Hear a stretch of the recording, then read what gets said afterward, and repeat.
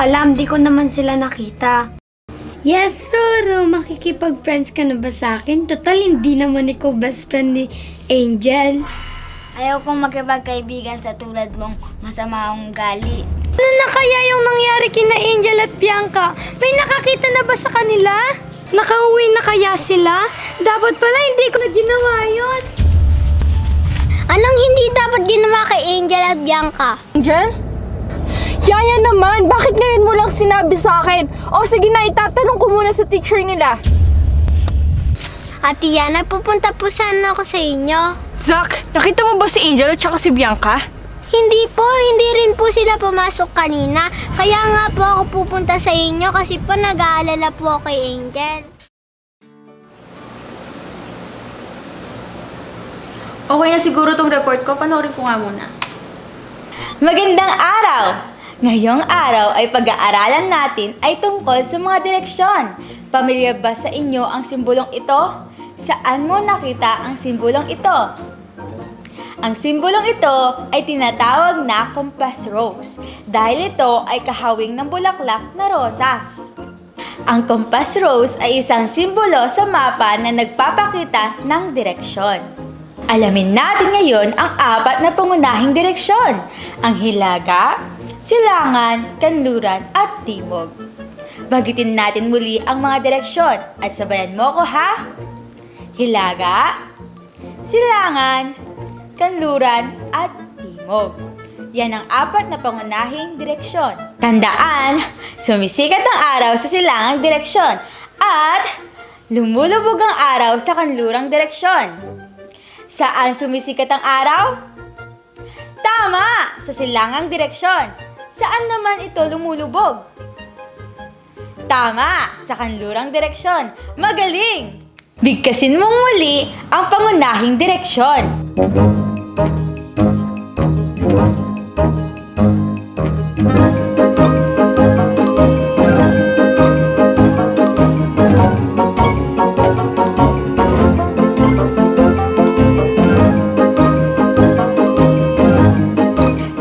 Tukuyin naman natin ang pangalawang direksyon.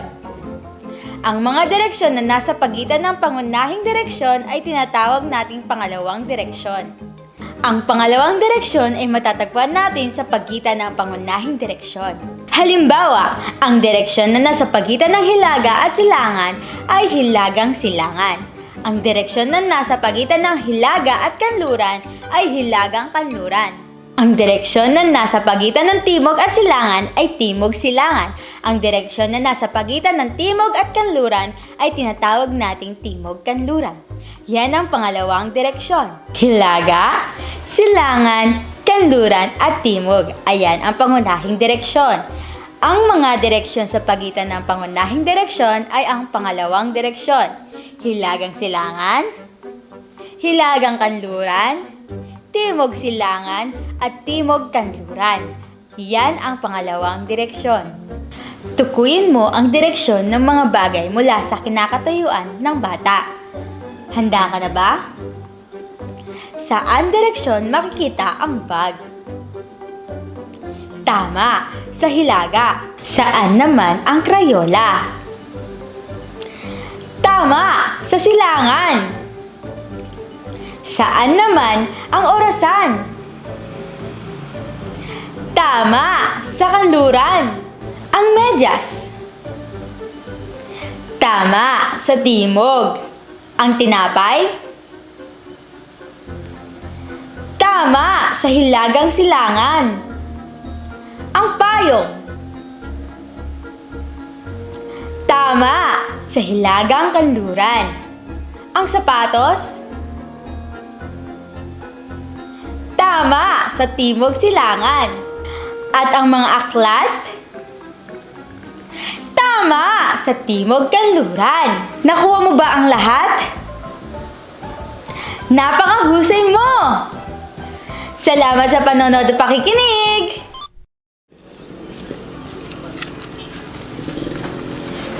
Teacher P? Miss P? Teacher P? Miss P? Miss P? Teacher P? Oh! Yana! And Zach! Ali kayo! Pasok kayo!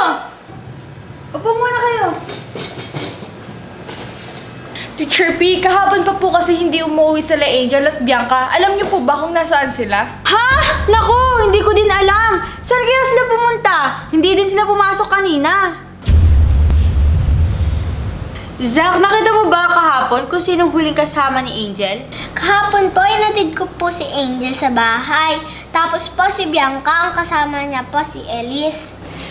Magre-report muna po ako sa pulis. Huwag kayong mag-alala, tutulong din ako sa paghahanap sa kanila. Tatanungin ko din si Elise kung alam niya kung nasan si Bianca. Maraming salamat po, Teacher P. Mauna na po kami ni Zack. Tara, Zack.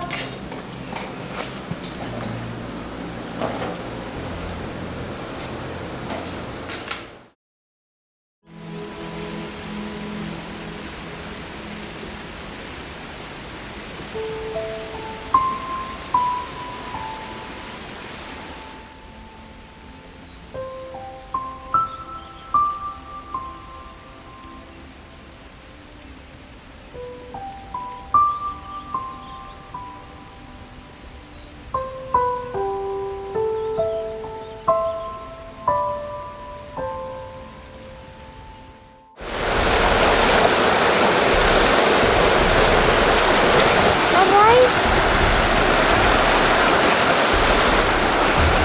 Angel! Angel! Angel, gising! Angel! Angel, gising! Angel! Angel, gising! Angel! Tulong! Angel, gising!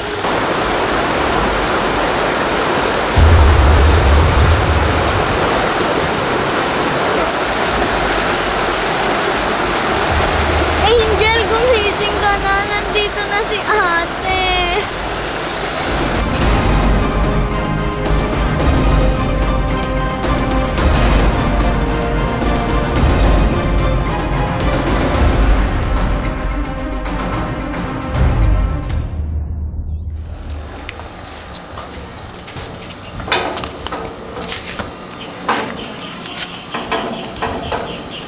Zack, sige na, umuwi ka na sa inyo. Baka hinahanap ka na.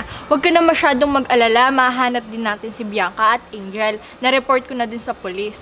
Ate Yana, sana pumanap na po natin sila. Tutulong po ako sa paghahanap. Oo nga, Zack. Sige na, umuwi ka na at tatawagan ko yung nanay nila. Ingat po kayo. Ingat ka din, Zack.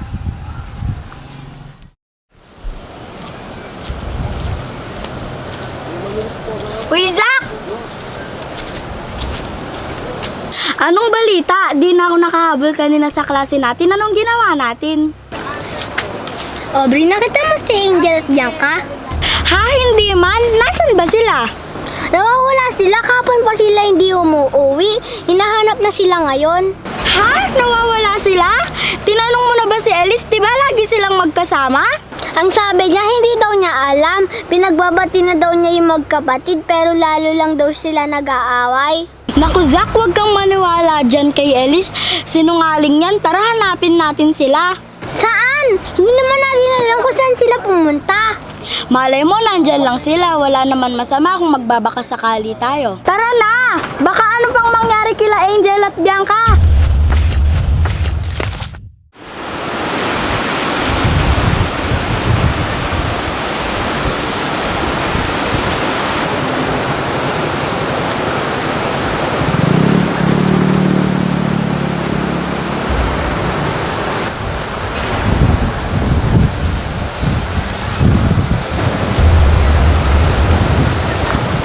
Wala na sila dito. Nasaan na kaya sila? Anong nangyari sa kanila?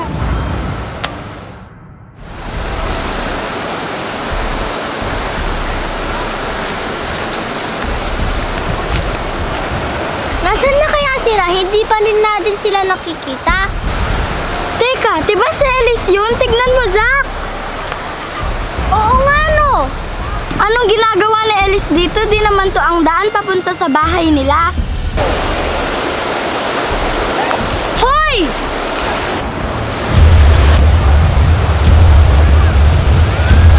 Zack! Aubrey! Anong ginagawa niyo dito? Dapat ikaw yung tanongin namin. Teka, ano bang tinitignan mo dyan? Wala! Bakit niyo ba ako sinusundan? Dito yung daan papunta sa bahay namin eh. Bakit ikaw nandito ka layo-layo ng bahay nyo? Wala. Nagmamasyal lang ako. Sige, una na ako.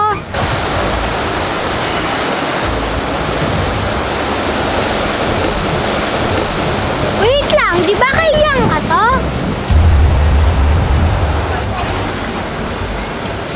Di ba kay Bianca to? Nasaan sila, Elise? Di ko nga alam kung nasa sila. Bakit nyo ba sa akin tinatanong? Alam mo na nawawala sila. Alam na ni Ate Yana, nireport na namin kanina sa pulis. Elise, kung may alam ka sa pagkawala ng magkapatid, umamin ka na! Elise, umamin ka na! Wala nga ako sabi alam! Sige nga, bakit ka nandito at bakit nandito rin ang tumbler ni Bianca? Oo nga, ikaw ang dahilan ng pagkawala nila. Umamin ka na! Pag hindi ka pa umamin at nalaman ng pulis ang totoo, makukulong ka. Ayoko makulong! Kung ayaw mong makulong, umamin ka na! Nasaan sila?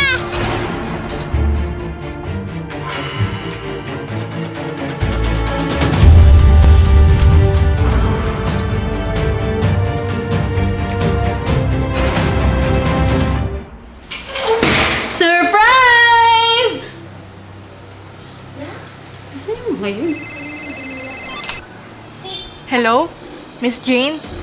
May sasabihin po ako. Nawawala po si Angel at Bianca. Kahapon pa po sila hindi umuuwi. Ano? Nawawala si Angel at Bianca?